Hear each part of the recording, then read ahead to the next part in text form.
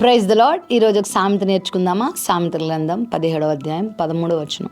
మేలుకు ప్రతిగా కీడు చేయువాని ఇంట నుండి కీడు తొలగిపోదు.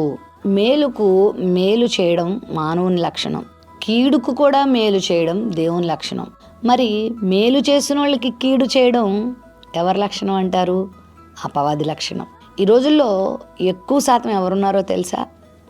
మేలుకు మేలు చేసేవారు లేరు, మేలుకు కీడు చేసేవాళ్ళే ఉన్నారు. కీడుకు మేలు చేసేవాడు దేవుడు ఒక్కడే. కీడు చేసినా కూడా మేలు చేస్తాడు ఆయన.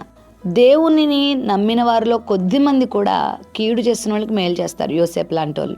అయితే మేలుకు మేలు చేయడం సబబు, కానీ అది కూడా జరగట్లేదు. మేలు చేసిన వాళ్ళు కూడా కీడు చేసే తరం నేటి దినాల్లో ఎక్కువైపోతూ ఉన్నారు. ఎంత బాధాకరం కదా!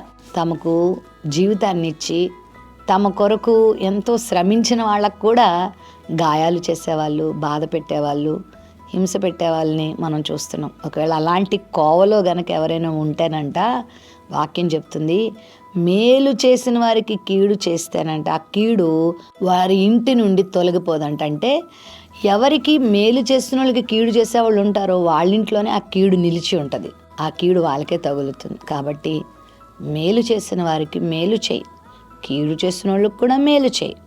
ప్రతి ఒక్కరికి మేలు చేయడమే నేర్చుకో, కీడు మాత్రం ఎవ్వరికి చేయొద్దు.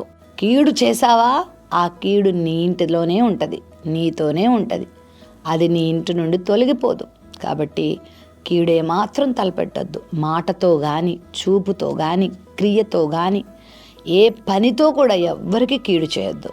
సాధ్యమైతే మేలు చేయి, మేలు చేయడానికి ప్రయత్నం చేయి. మేలు చేసేవారు దేవుని సంబంధులు, కీడు చేసేవారు సాతాను సంబంధులు. నువ్వు అనుకుంటావు నేను కీడు చేస్తే వాళ్ళకి కీడు కలిగిపోతుంది, వాళ్ళు నష్టపోతున్నారు, వాళ్ళు నాశనం అయిపోతున్నారు అనుకుంటున్నావేమో. నువ్వే నష్టపోతావు. కొంతమంది భార్యలకు కీడు చేస్తారు భర్తలు, కొంతమంది భర్తలకి భార్యలు కీడు చేస్తూ ఉంటారు, పిల్లలకి తల్లిదండ్రులు, తల్లిదండ్రుల పిల్లలకి, బంధువుల్లో చాలామంది ఒకరికొకరు కీడులు చేసుకునే వాళ్ళు, ఇరుగు పొరుగు వారికి కీడులు చేస్తారు, స్నేహితులు నమ్ముకున్న వారికి కీడు చేస్తారు. తప్పండి, కీడు చేయకూడదు. ఒకవేళ నువ్వు కీడు చేస్తే వాళ్ళు నష్టపోతారని నువ్వు అనుకుంటున్నావు, కానీ వాళ్ళు నష్టపోకముందే నువ్వే నష్టపోతావు. ఆ కీడు నిన్నే వదిలిపెట్టదని బైబిల్ చెప్తుంది. దయచేసి కీడును వదిలిపెట్టి నీకివ్వబడిన ఈ చిన్న జీవితంలో, నీకివ్వబడిన కొద్ది సమయంలో, నీకివ్వబడిన కొన్ని అవకాశాలలో ఇతరులకి మేలు చేయడానికే ప్రయత్నం చేయి. మేలే చేయి. మేలు నీకు మేలునిస్తుంది, కీడు నీకు కీడునిస్తుంది.